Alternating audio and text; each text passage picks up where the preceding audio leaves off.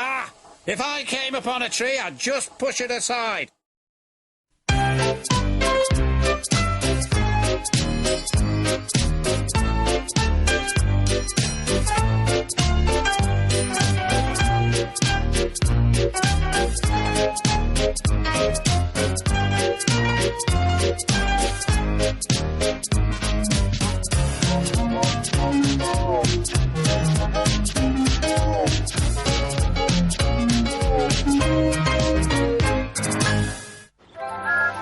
One evening, Thomas brought his last train to the junction.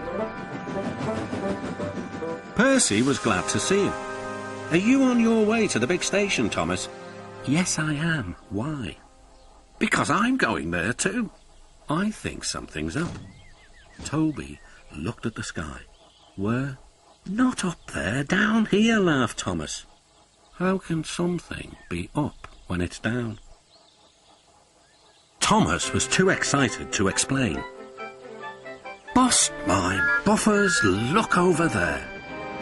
Mavis, Boko, Bill, Ben, Donald, Oliver and Douglas paraded past. Good evening, you three, whistled Donald. Aren't we all a fine sight? Very splendid indeed, admired Toby. We're sorry we can't stop. The Fat Controller wants us all together at the station. What is this about? Asked Thomas. The Fat Controller has a plan, answered his driver. Come on. So they followed the other engines to the big station at the end of the line.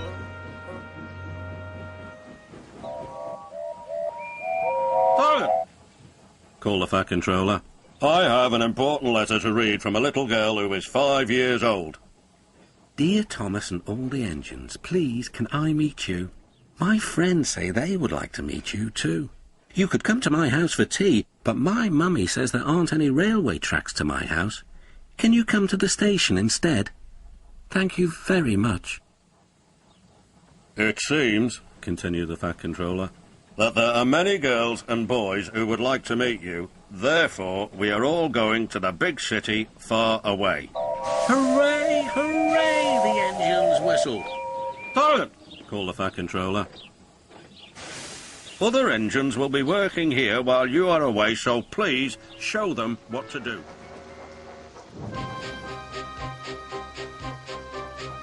Percy struggled on past coastal villages and into the countryside.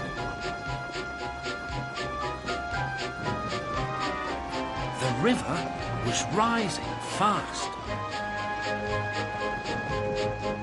I wish I could see, complained Percy, as he battled against the rain. More trouble lay ahead.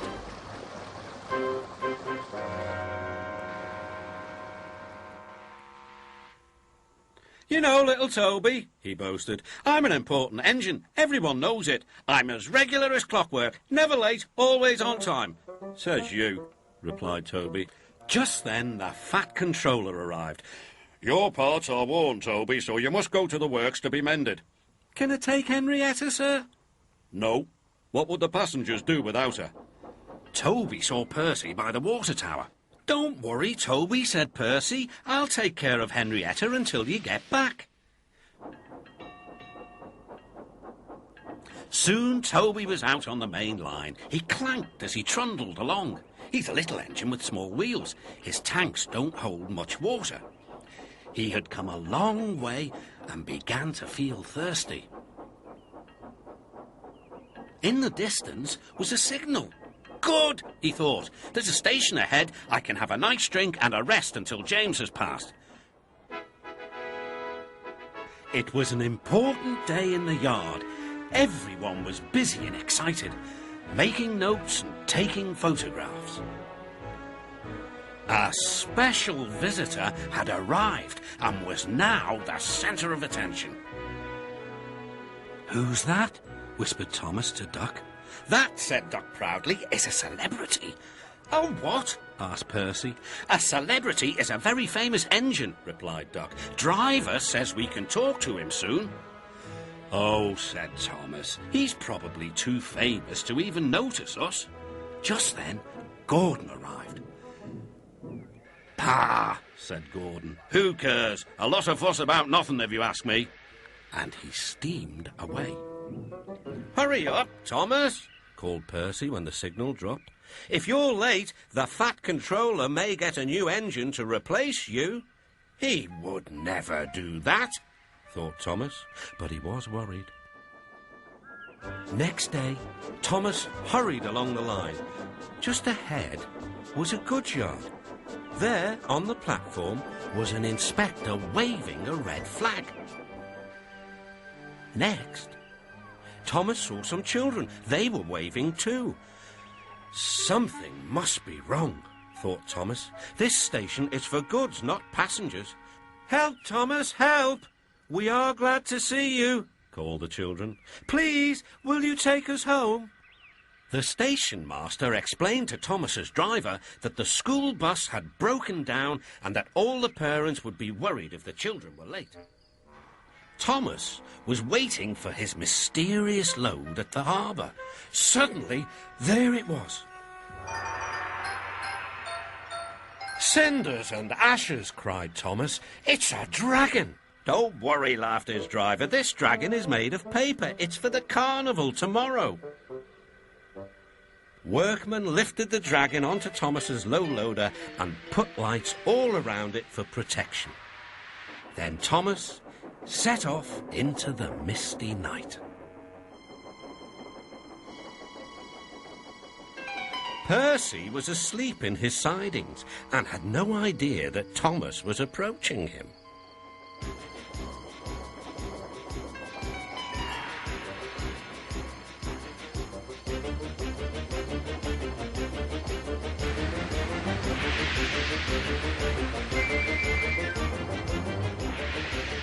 "Help!" cried Percy. "I'm not going to open my eyes until my driver comes." Henry the Green Engine has lived on the island of Sodor for many years. He wouldn't want to be anywhere else. He likes every part of it, from the fields filled with flowers to the white sandy beaches. But there is one place that Henry always enjoyed visiting more than any other. His driver knew this too. "Come on, Henry," he would say. "We've made good time today. We'll stop for a while by the forest." Henry loved it here. The forest was full of broad oaks and tall pines.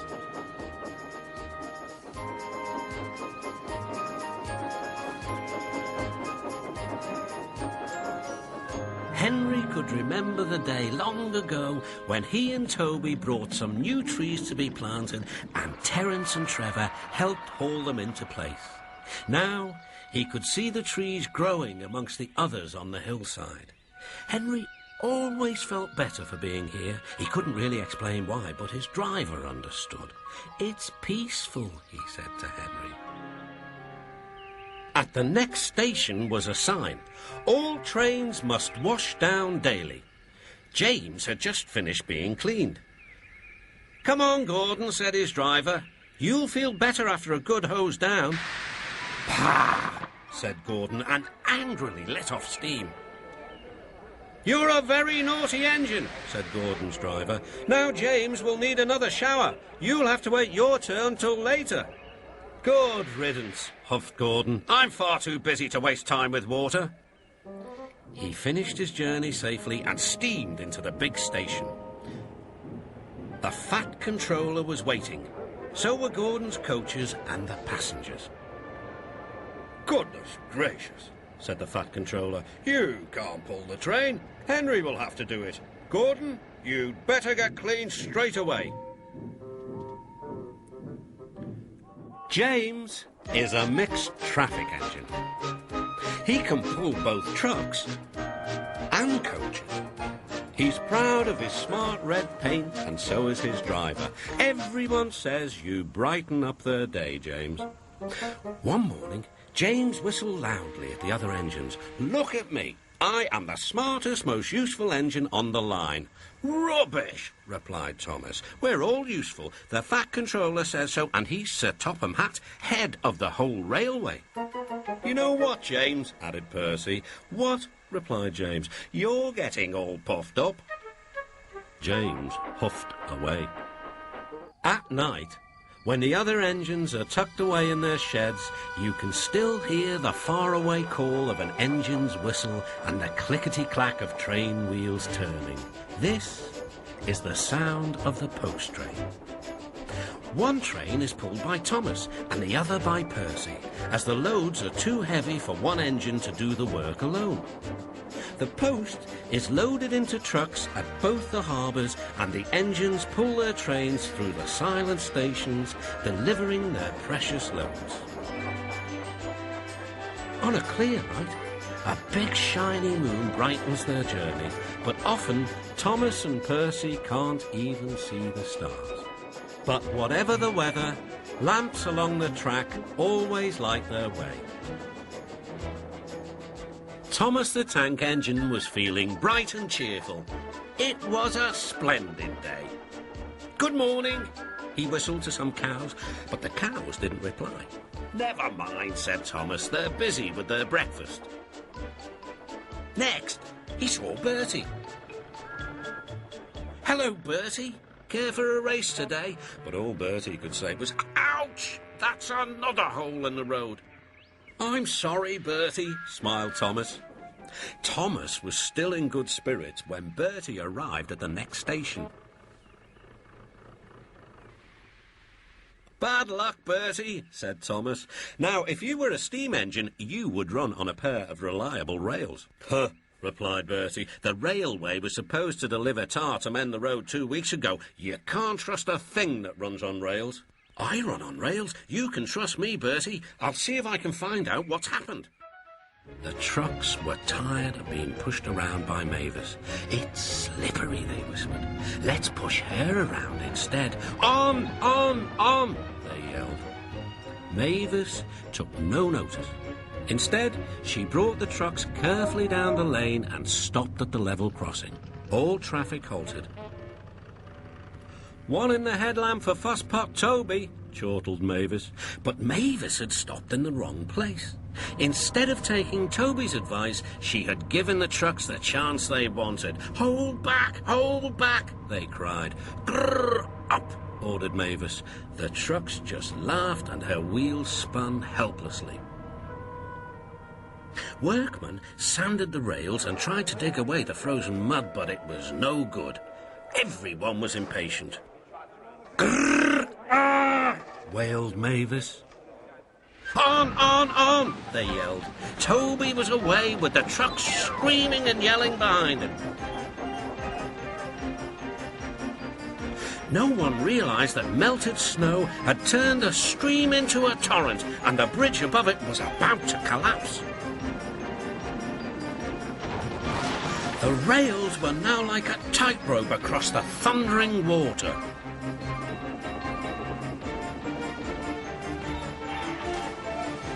"Stop! Stop!" cried Toby. His driver fought for control. They came nearer and nearer to the bridge. The driver braked hard. Toby stopped, still on the rails, but with his wheels treading the tightrope over the abyss. Bill and Ben, the tank engine twins, were busy arranging trucks, but they scampered off when they saw Boko. "I remember the first time I met those two," laughed Boko. "They nearly made my eyes pop out. Edward soon put a stop to their games." "Edward is the only one who can keep Bill and Ben in order," chuckled Duck. "I sometimes call them the Bees." "A good name," replied Boko. "They're terrors when they start buzzing around." James bustled in. "What's that, Duck?" he snorted. "Are you afraid of bees? They're only insects after all, so don't let that buzzbox diesel tell you different." "His name is Boko, and he didn't. I wouldn't care," interrupted James. "If hundreds were swarming around, I'd just blow smoke and make them buzz off." "Buzz, buzz, buzz," retorted Duck. Duck set off on his journey. Soon he was steaming well, and his wheels were thundering along the track.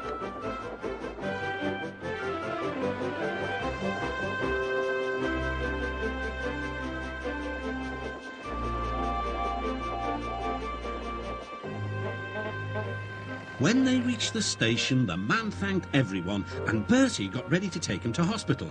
"You look splendid flying along the line, Duck," glowed Bertie. "No wonder they call you Great Western." Percy's right, Duck thought to himself. Engines are happiest when their wheels are firmly on the rails. Later, Gordon steamed into the yard at the big station.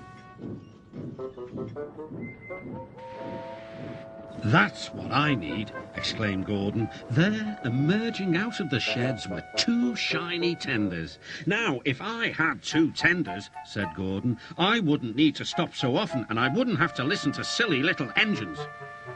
"Those tenders belong to a visitor," replied his driver.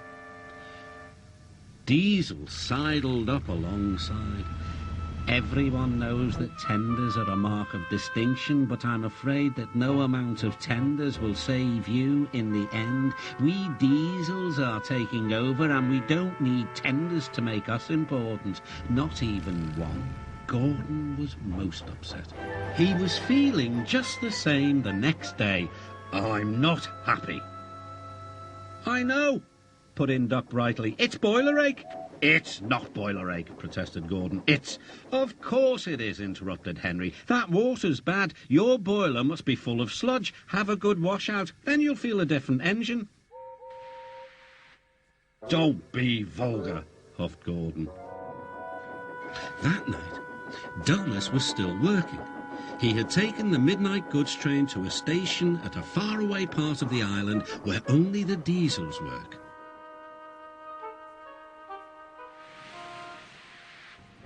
He was just shunting, ready for his return journey, when...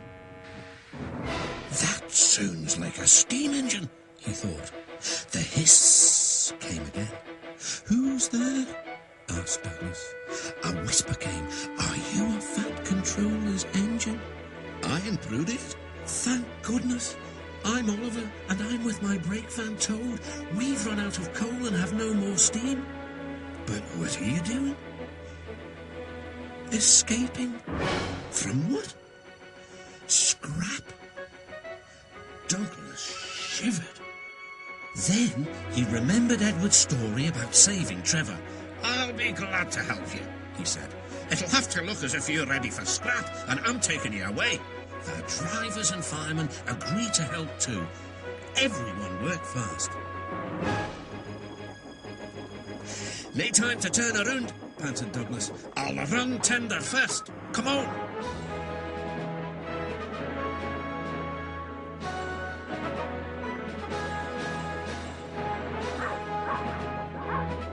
But before they could clear the station, they were stopped. "Aha!" exclaimed the foreman. "A Great Western engine and a brake van too. You can't take these." "Ah, but they're all for us," said Douglas's driver. "See for yourself." The foreman looked all over Oliver. "Seems in order." "Right, away, guard."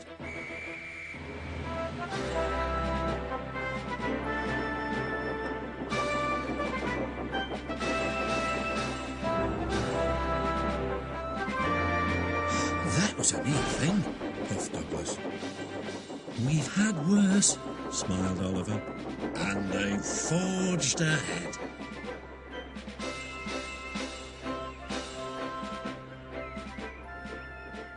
The other engines all wanted to know about Oliver's adventures. "Amazing," remarked Henry. "Oliver," said James, "has resource." "And sagacity," put in Gordon. "What does that mean?" whispered Percy. "I think," replied Thomas, "it's about being clever and wise." "He is," finished Gordon, "an example to us all." I'm sorry to say that Oliver became very puffed up in the smoke box. Henry says I'm amazing. He's right. He whistled as he swooshed along the line. One day, the Fat Controller came to see him. "You are doing well. Now, you must learn how to look after trucks." Every wise engine knows that you cannot trust trucks. The other engines warned Oliver, but he took no notice. "You think I can't manage?" he said huffily. Gordon knows better. He says I'm sagacious. You may be good gracious, or whatever you call it, but trucks can be troublesome and... Say no more, Duck, interrupted Donald. It's maybe a pity, but the wee engine will have to learn for himself.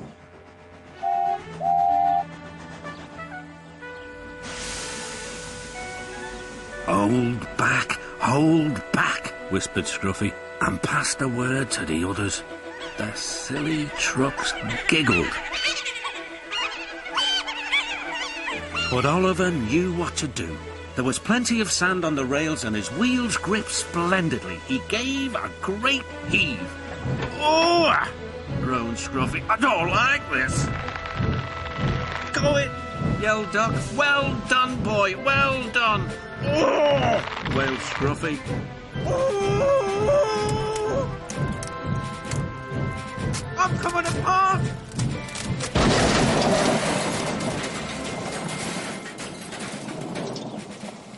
And he did. Percy was back in the yard and busy shunting. He had the trucks in good order and was making up for lost time. But the station master had bad news. What's happened? Asked Percy's driver. James's brakes have jammed. We need Percy's help right away. Percy quickly set off to the rescue. He found James stuck on the line and looking glum. Percy couldn't help laughing. Got yourself in a jam, eh, James? What you might call a sticky situation. Be quiet, said James. It's not funny having jam brakes. And not very reliable either, teased Percy. I am surprised you let it happen, James. Nothing should stop us engines. That's enough, Percy, said his driver. Can you push these trucks? Of course I can, whistled Percy. There's no time to lose. James has done too much of that already. James angrily hissed steam as Percy was coupled to the trucks. Well done, Percy. Well done, Thomas, cheered the villagers. You're the best Santa Claus this village has ever had. What's a Santa Claus? Asked Percy. Santa Claus is someone who drops presents down chimneys at Christmas time. Percy looked at his funnel. I wonder if... No, laughed Thomas. Chimneys, Percy, not funnels. Which reminds me, your post train is still back in the siding, isn't it? Percy hurried back to fetch it. Just then, Toby arrived with Henrietta. We've brought lots of hot drinks and food for the villagers, he whistled. That night, all the engines had gone back to their sheds except Toby. The villagers had made a plan to thank the engines. They loaded paint pots and parcels into Henrietta, then they set off through the moonlit countryside. You impertinent scallywags, Duke would say. Whatever are you engines coming to? Never mind, Grandpuff, we're only young ones. Well, you'd better mind, unless you want to end up like Smudger. Oh, Grandpuff, whatever happened? Smudger, said Duke, was a show-off. He rode roughly and often came off the rails.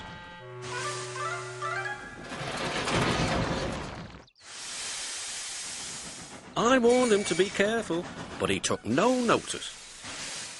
Listen, Dookie, who worries about a few spills? We do here, I said, but Smudger just laughed. Until one day, manager said he was going to make him useful at last. Smudger stopped laughing then. Why? What did he do? He turned him into a generator. He's still there behind our shed. He'll never move again.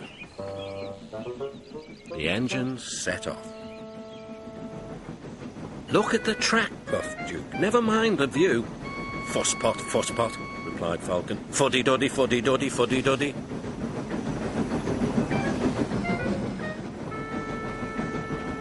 The engine's speed grew slower and slower. Don't dawdle, urged Falcon. No hurry, puffed Duke. Soon they approached a tunnel. Falcon didn't like the tunnel. It was curved and he couldn't see. I want to get out, he sighed. One moment everything seemed safe, then suddenly...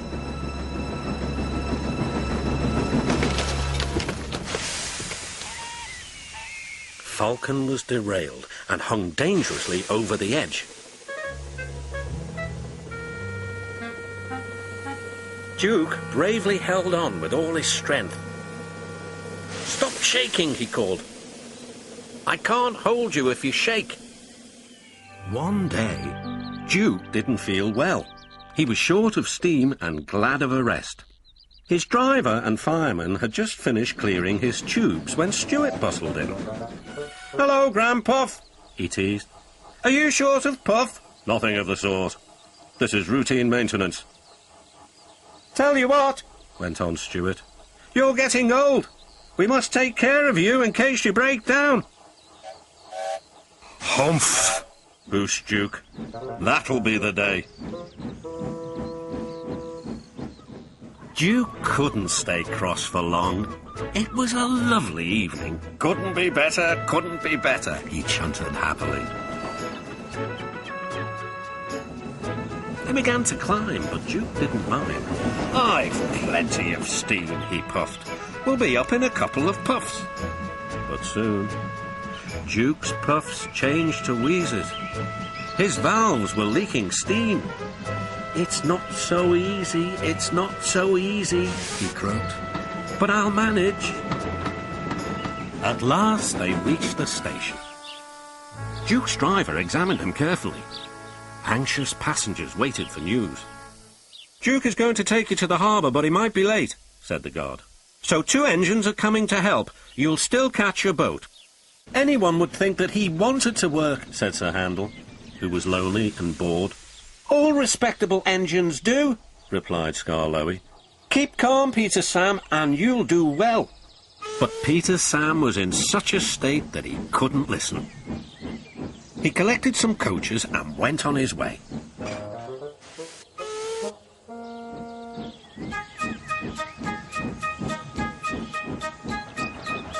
But somehow the faster he wanted to go, the slower the journey became.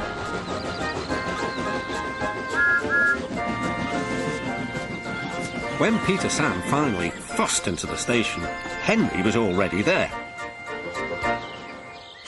"This won't do, youngster," said Henry. "I can't be kept waiting. If you are late tonight, I'll go off and leave your passengers behind." "Pah," said Peter Sam. Later that day, Sir Handel brought a special load down after the last train had gone. When he reached the road, he saw George trundling home. Sir Handel tried to attract his attention. "Beep, beep, beep." George took no notice. There was barely room to pass.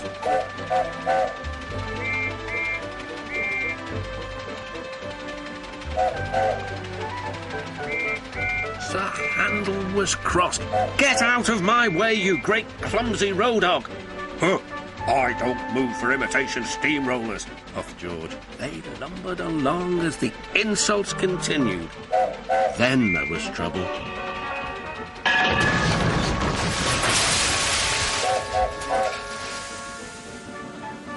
At last they reached the viaduct near the station.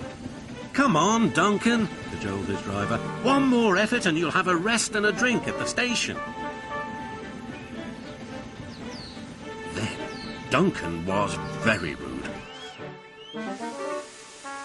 "Keep your old station. I'm staying here." And he did too. Skarloey had to haul Duncan and his train all the way to the platform.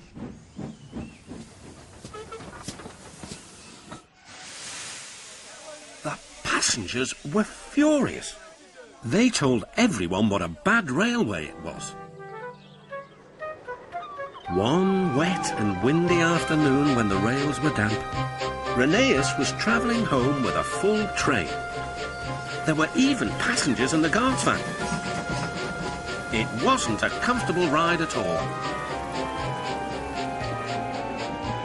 Rheneas's wheels kept slipping, and it was a steep climb.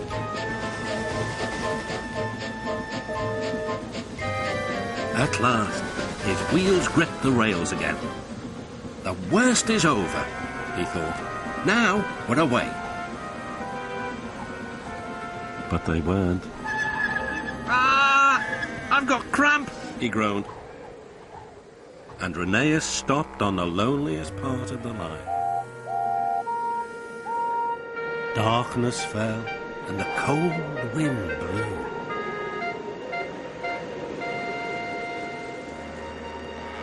"Ooh, what's that?" murmured Rusty. But it was only the sounds of the lonely scrapyard. Diesels, silent and still, lined up on guard. "Who are you?" Rusty plucked up courage. "I'm a shed and sidings inspection diesel. Have you any engines in the shed?" "No, no." Rusty rallied again. "Then, what about the sidings?" "One. We have one." Rusty grew braver still. "Then I'll just go and inspect."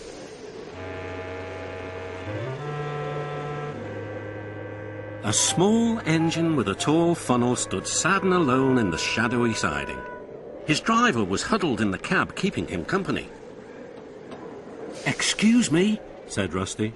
"Do you like bluebells?" The engine looked startled. "Yes, bluebells are beautiful." "Then you're soon going to see lots of them because I'm getting you out of here." By now, all the other engines were talking about Stepney. "He runs a famous branch line. Did you know that?" said Percy. Thomas was feeling a little jealous. "Huh, it may be famous, but my branch is first on the line. Everyone knows that, too." And he huffed away to fetch his coaches. "Look!" squeaked Percy. "Why have they all come? There is no train yet." But Percy was wrong. The signal dropped, and from far away an engine whistled. "Here he comes!" yelled Douglas. Stepney puffed proudly through the junction. All the engines were pleased to see him. "I hope you'll meet Thomas too," said Edward. "You both have branch lines to be proud of." Then Stepney set off to help Duck shunt coaches in the yards, and they worked happily together all afternoon. The diesel was purring comfortably. An inspector watched the fitter making final adjustments. The wind tugged at the inspector's hat. The diesel was ready. "Look at me, Duck and Stepney. Now I'll show you something." He rolled proudly towards his coaches. Then it happened.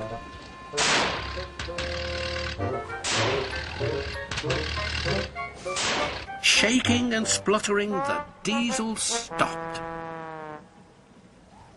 Meanwhile, the inspector was looking for his hat. The diesel seethed with fury as Duck and Stepney pushed him back to the shed. "My hat!" exclaimed the inspector. "You've sucked it through your air intake." "Bother your hat," said the Fat Controller. "The heavy train's due out. You'll have to take it, Duck. Stepney, will you help, please?" "Thank you, sir," cried Stepney. "I'd like a good long run on my last day." pushing trucks, grumbled Henry. They stopped outside the tunnel. The workmen went inside. It was very dark and quiet, but not for long. "Help!" shouted the workmen, and they ran out. "We started to dig at the block, but it grunted and moved," one said. "Rubbish," said the foreman. "It's not rubbish, it's big and alive. We're not going in there again." "Right," said the foreman. "I'll ride in the truck and Henry shall push it out." "Wheesh," said Henry unhappily. He had been shut in the tunnel for being afraid of the rain, but this was worse. Something big and alive was inside. "Beep, beep. I don't want to go in." "Neither do I," said his driver. "But we must clear the line." Oh dear, puffed Henry.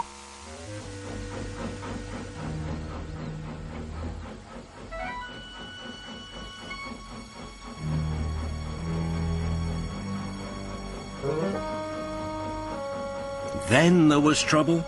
The block was indeed alive and very strong.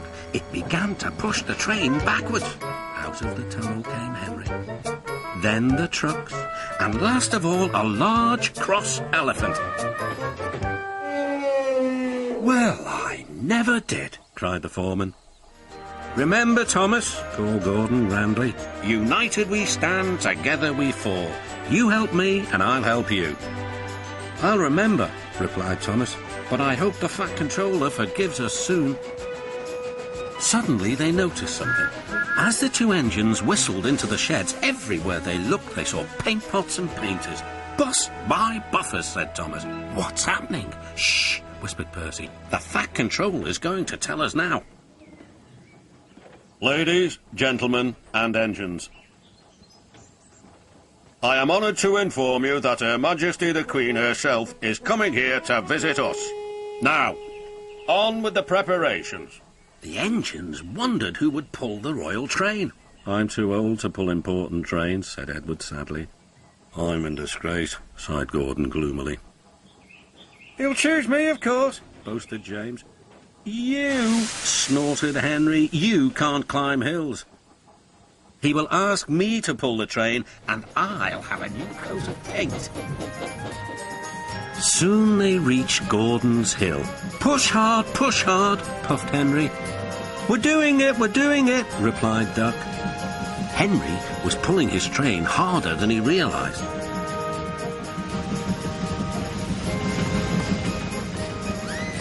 Duck felt the weight on his buffers slacken. Then Duck noticed something else. "There's no sign of a tail lamp," he puffed. He whistled, but there was no reply. Meanwhile, Henry had noticed something too. "My train's getting heavier," he thought to himself. "I'm slowing down." Then there was trouble.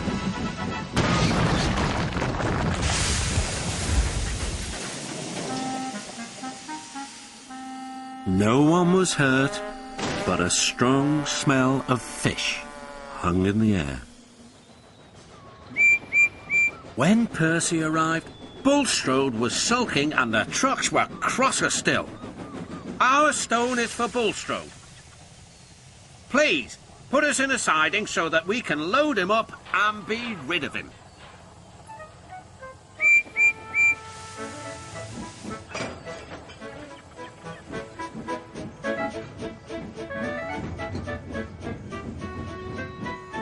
But the trucks were being careless. As Percy was lining them up, they burst through some buffers. "Help! Help!" they wailed. But it was too late.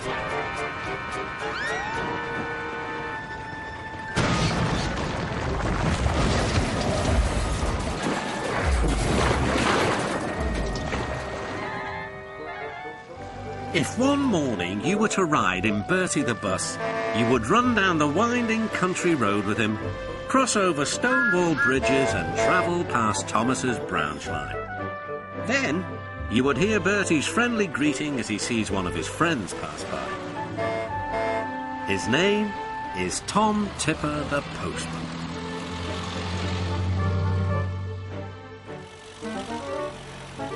Every day, Tom trundles cheerfully around the island of Sodor.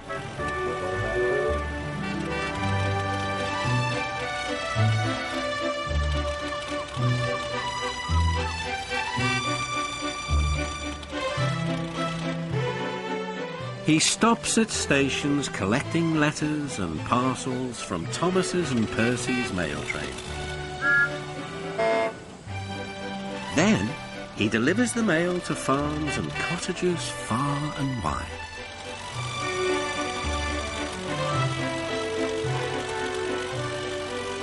The engines know that anywhere their rails won't reach, Tom Tipper will collect their post and deliver it safely come rain or shine. He's always ready to help load mailbags onto the trains too. "Thank you, Tom," whistles Percy. "Yes, indeed," agrees Thomas. "You're a really useful postman." "Ah," replies Tom, "but where would I be without my van? We make a grand pair."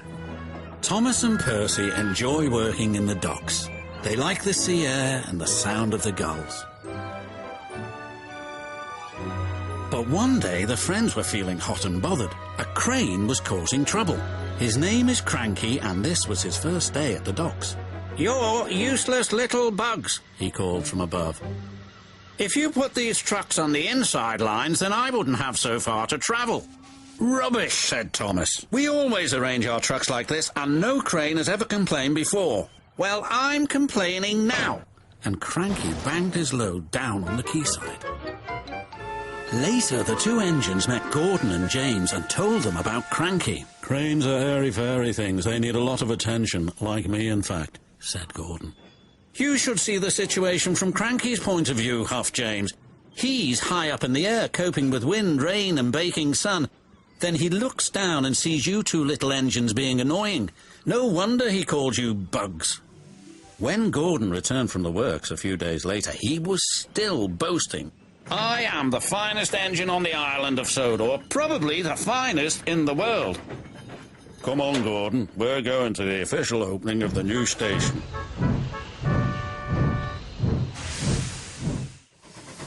Then there was trouble. As Gordon approached the new station, neither the driver or fireman could apply his brakes. Something had jammed. The driver reduced steam, but Gordon was still going too fast.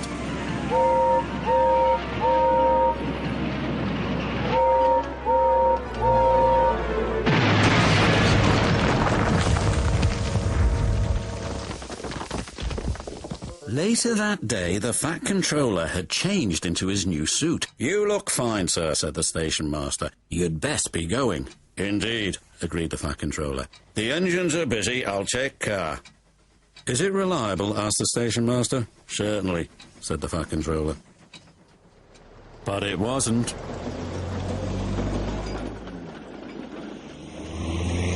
As he sped along, he suddenly saw a large hole in the road. He braked hard, but it was too late. "Bother! Now I've got a puncture. If I change my wheel, I'm sure to dirty my suit, and that would never do." Next morning, as James was being repainted, Henry had an accident. "If you can't push trucks properly, Henry, why not talk to a tree instead? You know how much you like the forest." As a matter of fact, Bossy Boiler, the Fat Controller is inspecting the island for trees that are too close to the line. He's worried they might cause trouble. "Pah!" laughed James. "If I came upon a tree, I'd just push it aside." "Really?" replied Henry. Soon James was showing off his paintwork. "Make way for an important engine." "You wouldn't feel important if one of these trees crashed on you. You'd feel hurt," reproached Percy. "Rubbish! It wouldn't dare." "You should be careful, James. Trees can be just as powerful as engines," advised Terence. "Pah!" snorted James. "Now excuse me, the Fat Controller needs me to pull the express." And he huffed away. But James was wrong. "You must go to the yards and collect an important goods train, James. It's heavy, so be careful," said the Fat Controller. "But, sir, I've just been repainted. Can't Thomas or Percy do it? They're dirty and like working with trucks." Really useful engines don't argue. So James didn't. Early one morning, Gordon's fire would not light. "I don't know what's wrong," sighed the firelighter. "There must be gremlins about." "What are gremlins?" asked Percy. "I've heard they're little green men who play tricks," replied Thomas. "Can we find one?" asked Percy. "Pah!" said James. "Gremlins don't exist. They're just an excuse when things go wrong and no one knows why." "If Firelighter says there are gremlins, there are," insisted Thomas. "Huh!" snorted James. The Fat Controller had heard everything. "Silence!" he said. "I am expecting a VIP, a very important person today. She has heard that all my engines are really useful. Please prove it." "Yes, sir," they all said. "As long as the gremlins let us," added Percy. "What gremlins?" "The ones in Gordon's fire, sir. That's why he's not ready yet." "We'll see about that," thundered the Fat Controller. And he did. George had been taken to some yards to work. As he was chuffering about, Duck arrived with a train of empty trucks.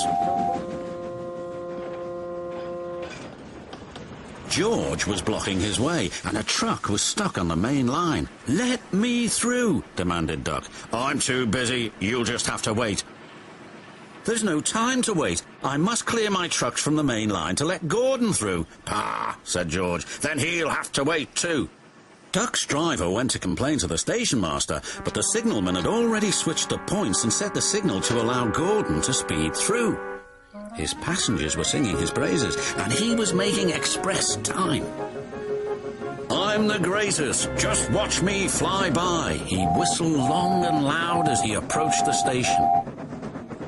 Suddenly he saw a truck on the line ahead. "Get out of my way!" But the truck wouldn't move. Until Gordon forced it. By accident. It was a moonlit night and Henry was working with Edward.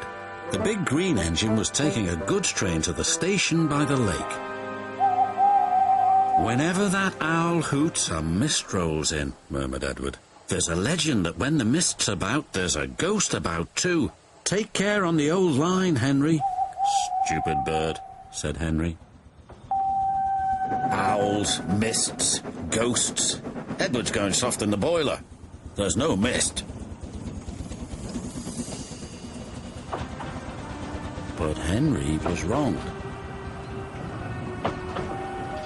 "What's that?" cried Henry. "It's an amber lamp," murmured his driver. "That means proceed with caution." "Who's there?" No one replied. Henry crept slowly forward. Night came.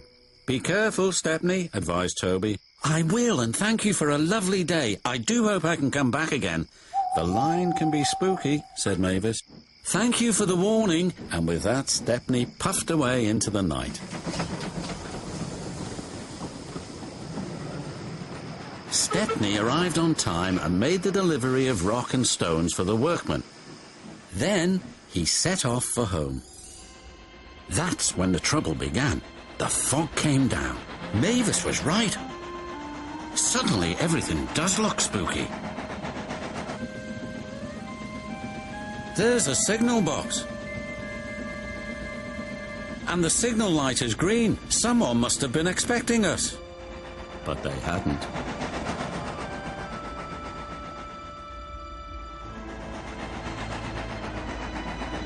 The points had been set in the wrong direction, but Stepney didn't realise this. "Home, here we come," he thought. Henry was waiting anxiously for Thomas's trucks.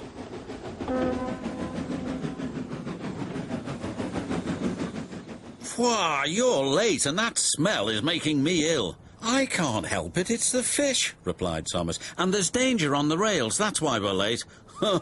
You're the only danger on the rails, Thomas. Now stop wasting time and get your trucks hitched to my train." Thomas's driver and fireman were in the yardmaster's office when they heard Henry's whistle. There he was, steaming out of the station with his long, heavy train called the Flying Kipper. "What route is Henry taking tonight?" asked the driver. "The coastal run, it's the quickest." "But I told you, that's dangerous for a big engine like Henry." The yardmaster quickly phoned the signalman. Henry roared past the signal box. "I'll soon make up for lost time." The signalman was answering the telephone but couldn't hear the warning. By the time he did, Henry was far away in a cloud of steam. The fat controller had arranged to meet up with Toby and Henrietta to take them somewhere special.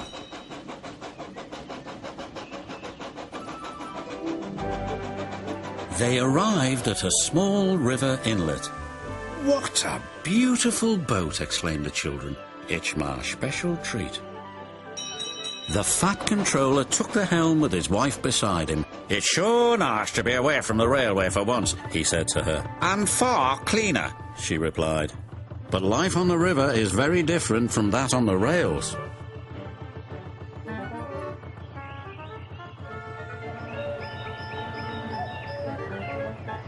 The family were enjoying themselves so much that they forgot to watch where they were going. "Botheration," said the Fat Controller. We're stuck. And they were. Toad the brake van was feeling sad. Everywhere he looked, he could see engines and coaches moving steadily forwards.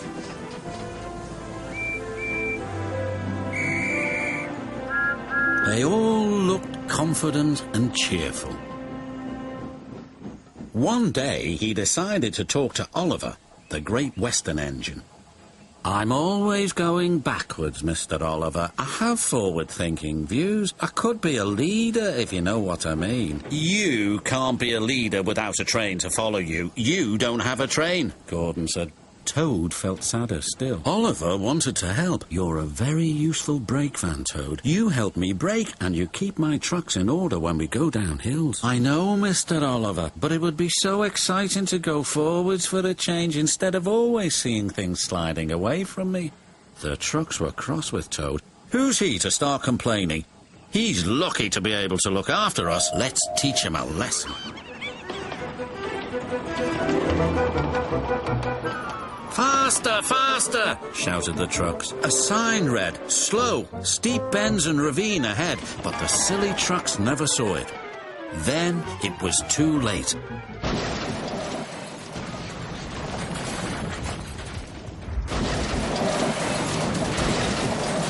Peter Sam arrived at the scene of the disaster. His driver sighed. "This was our fault. We didn't secure them properly. We'll have to get help to pull them out. The Fat Controller will be very annoyed." And he was. "You will shunt trucks in the yards till I can trust you again." Duncan was delighted with Peter Sam's dilemma. "Fancy no securing your trucks on a hill. They'll come back to spook you in your special funnel. Woo, woo, woo." "And who's to say that you're not afraid of ghosts?" snapped Rusty. "Pah, ghosts. Things that go bump in the night are rubbish." "Luckily for them, but it just goes to show you can't trust trucks." "Or snow," said Rusty. The men had just cleared the snow away from him when Gordon puffed by with his machine. "Hey, look out, there's snow about," laughed Gordon. He stopped by the tunnel and wheeshed loudly. Then it happened.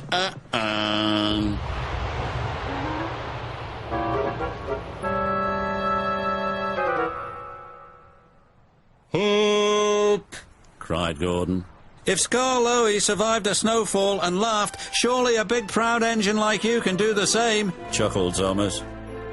Moaned Gordon, and then fell as silent as the snow.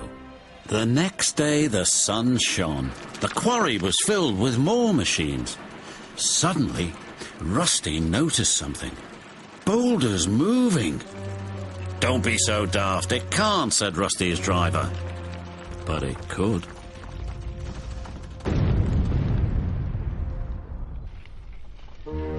"It's rolling along our line."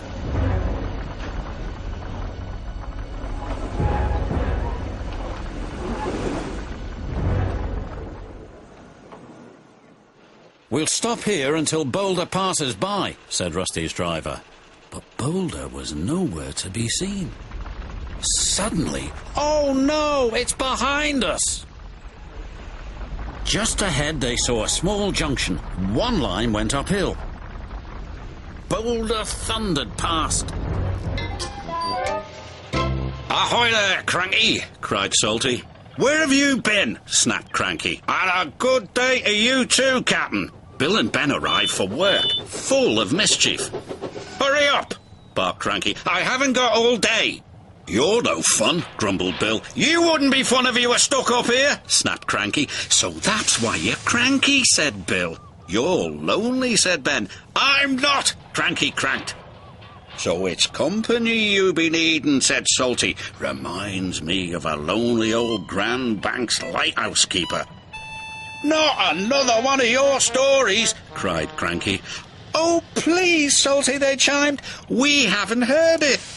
'Twas in the middle of a wee naughty storm, Salty began, the likes of which you see once in a lifetime. This made Cranky very cranky. So cranky that he swung his arm around and dropped the pipes onto the tracks instead of the trucks. "Whoops," said Cranky meekly. Ahoy, mateys, salty pride of the seven seas. I'm a new diesel and I'm here to give you some help. Bill and Ben didn't think they needed any help, especially from a diesel. "Welcome to Centre Island Quarry," Mavis said proudly. Salty looked all around. Everywhere he looked, he saw nothing but rocks. A quarry? He cried. There must be some mistake. I'm a dockyard diesel. "You're a quarry diesel now," said Mavis, and she explained that they had to complete an important job for the Fat Controller. Salty was sad that he wouldn't be working by the sea, but he knew what it meant to be a really useful engine, and he set to work at once. Ah, well, at least there be trucks. "You better mind them," Mavis said. "They can be a bother." "He won't last 5 minutes," said Bill. "Those trucks will trip him up soon enough," said Ben.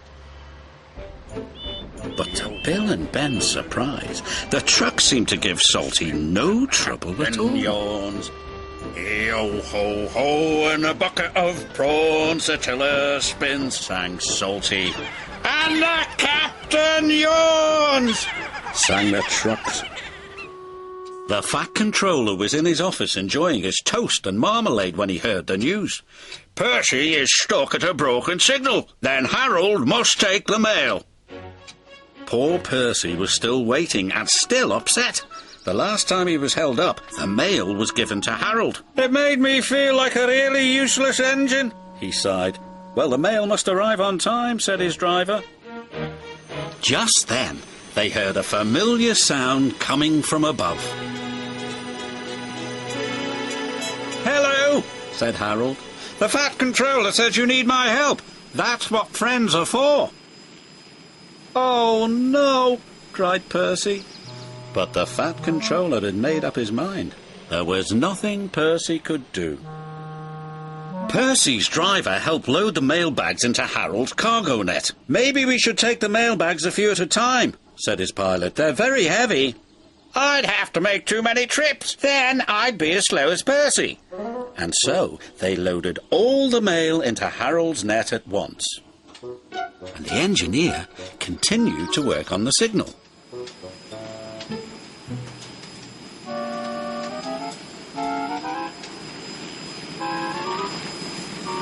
Just as they finished loading, a signal engineer cried out. "It's fixed," he said. "Wait, Harold," shouted Percy. "I'm ready to go." But it was too late. Harold had already taken off. Percy watched the mail disappear. He was upset. But then they all heard a strange sound.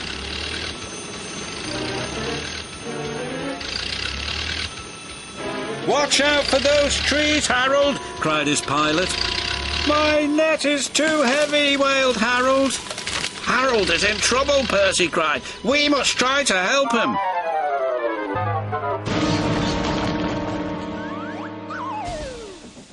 Donald and Douglas are Scottish twin engines. They're practical, peppery and proud. They nearly always work together.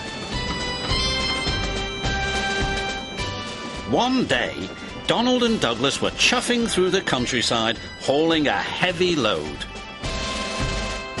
Down the line, Trevor the traction engine had been struggling with a big cartload of hay. Crossing the tracks, the cart's wheels had broken off. Then Trevor heard a whistle. "Oh no!" Trevor cried. Donald could see the cart. "Stop!" he cried. Donald's driver applied the brakes, but it was too late.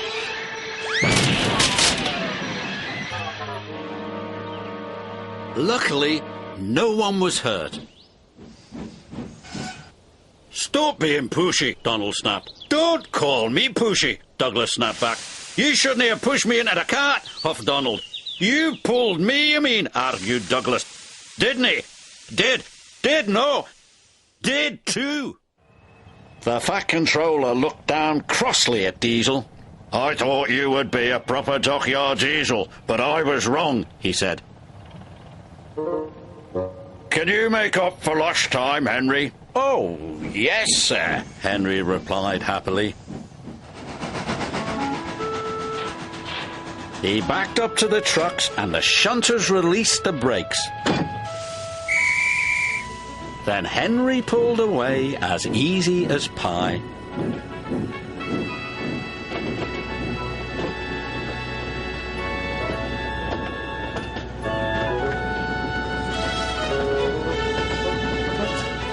And the engines cheered. Diesel was sent home in disgrace. But the engines had learnt a lesson. Even troublesome trucks can do you a favour sometimes, chuffed Thomas. Like getting rid of smelly old Diesel, puffed Percy. Henry arrived to pick up coal. He bumped into the trucks and the trucks bumped into Percy. Percy was pushed onto the loading ramp. Help! Cried Percy. I'm not a truck! But no one heard him. Percy was hoisted up. Tipped over. And brought back down again. After Percy was lowered back onto the ground, the manager was very cross. You have caused confusion and delay, he said. I'll have to report this to the Fat Controller. That night, the Fat Controller spoke severely to Percy. I'm very disappointed in you, Percy, he said. You know it's against the rules to go on the tipper's loading ramp. Sorry, sir, Percy said sadly, but it wasn't my fault. It's because those diesels made me a middle engine. Nevertheless, you will shunt trucks in the yard until I can get to the bottom of this. Pa, said James, thinking no one could hear. I could handle those diesels with bent buffers and a busted boiler. Then you will do Percy's run to the smelter. Yes, sir, said James. Late at night, the icy wind howled. It started to snow.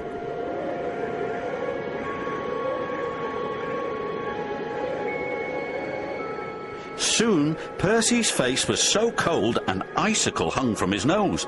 Oh, bother, Percy stuttered, but it didn't sound like Percy. It was so cold he could hardly make a sound. At last, James was on his way back to the sheds. In the fog, he saw shadows and strange and scary shapes. Scary Jack Frost, he whispered nervously. Pah!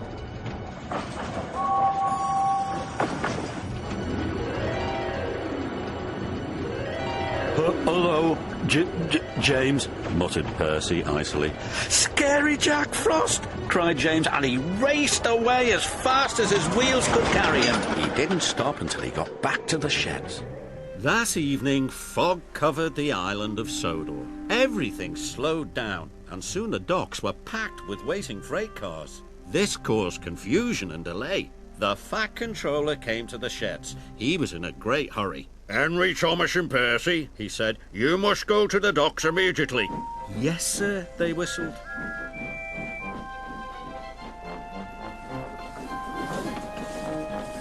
Then the Fat Controller turned to the big blue engine. You too, Gordon, he said. I need a big engine to take the trucks where they won't be in the way. Trucks? Huffed Gordon. He could not believe what he had heard. Gordon wasn't happy to be pulling trucks. He waited impatiently while they were shunted into place. Hurry up! Hurry up! Chuffed Gordon crossly. Why the rush, Gordon? Asked Thomas. If I must pull trucks, then I'll show Salty how an express engine pulls trucks, Gordon huffed. Careful, Captain, Salty tooted. You don't want to get too big for your buffers. But Gordon ignored Salty.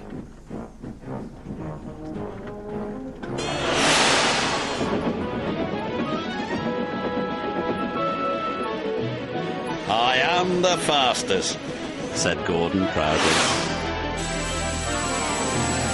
Hi, Gordon. Bye, Gordon. Gordon could not believe what he had seen.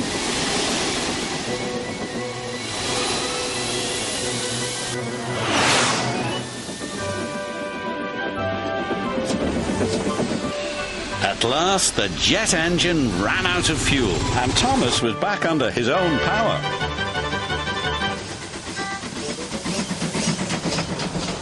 He steamed gently back into Knapford Station. Sorry for overtaking you back there, Gordon. Overtake me? I didn't notice, Gordon huffed. You didn't notice the fastest engine on the island, said Henry. Yes, I am the fastest, puffed Thomas. Percy felt a little sorry for Gordon. Gordon doesn't have to go as fast as a jet engine. He's a steam engine. But he's still full of hot air, whistled James, and Gordon wheeshed away. The engines on the island of Sodor are good at different things.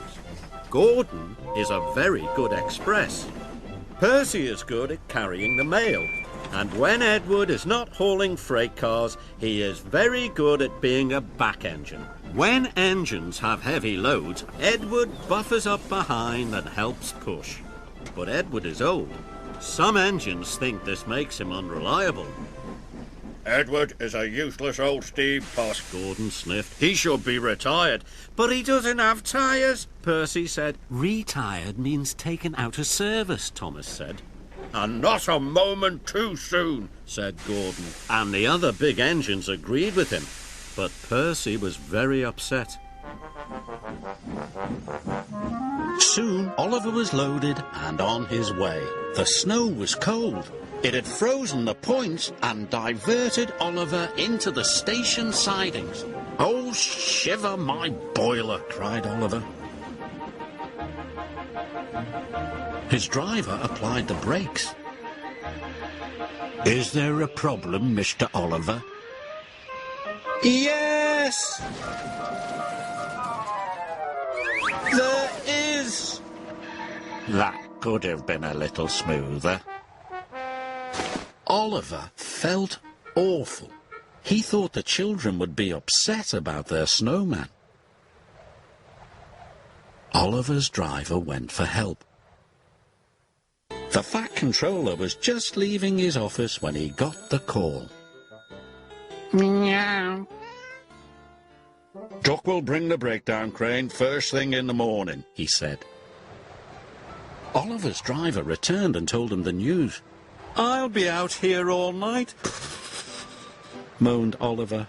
"I'm afraid so." "Hurry up, I'm a busy engine," huffed Henry.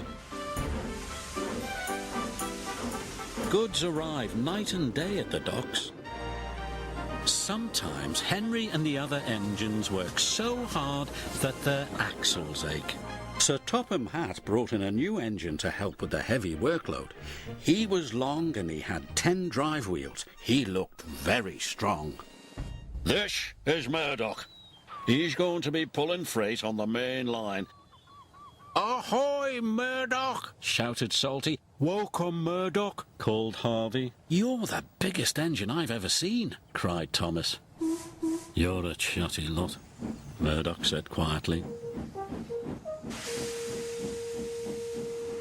Soon Murdoch was coupled to a long, long line of heavy freight cars. His boiler strained, his wheels started to turn, and the mighty engine chuffed away. When Spencer pulled into Knapford, his driver had exciting news for him. "You have beaten Gordon's record," he said.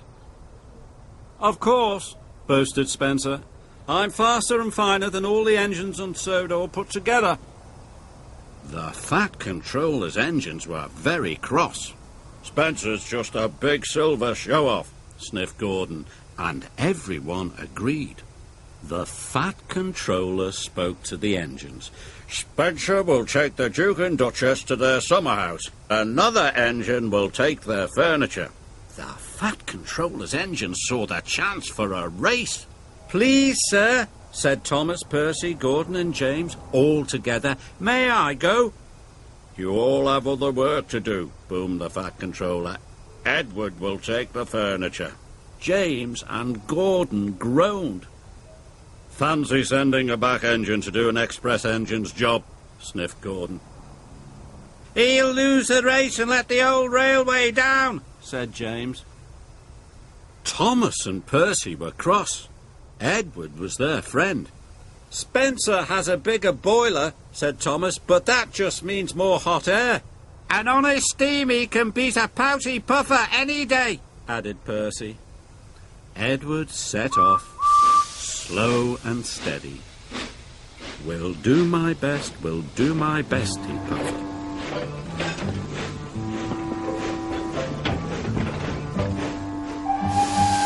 Spencer set off and quickly passed Edward. "I've won already," he boasted.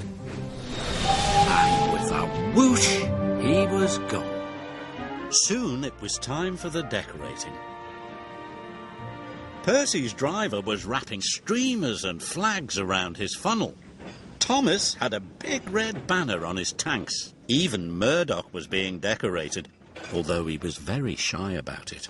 "We could have a competition for the best-dressed engine," suggested James. Just then, Gordon shunted in. "A competition?"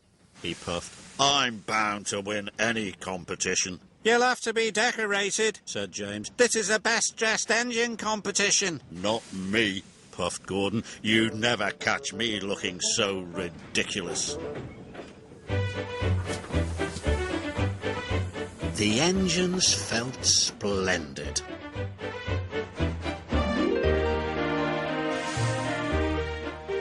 But not Gordon. He was cross. Decorations aren't dignified. Huh. Who cares about a competition anyway? Further down his line, a colourful banner was strung across the bridge. Then, as Gordon steamed across the bridge, it came loose and wrapped around his firebox. He couldn't see the line ahead.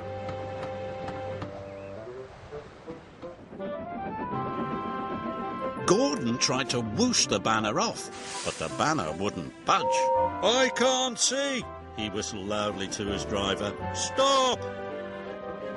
"You can't stop, Gordon," his driver called back. "You're the express."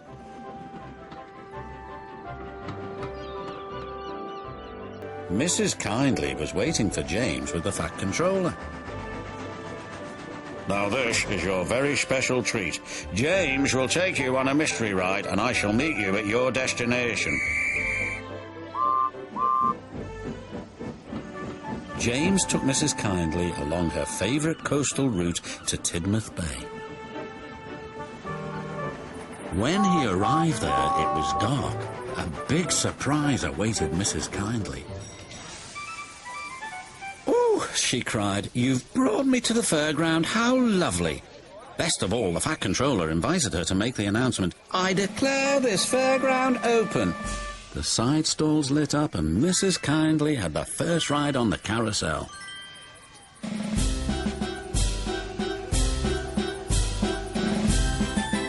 "You were quite right, Thomas," James whispered. "Making someone happy does cheer you up."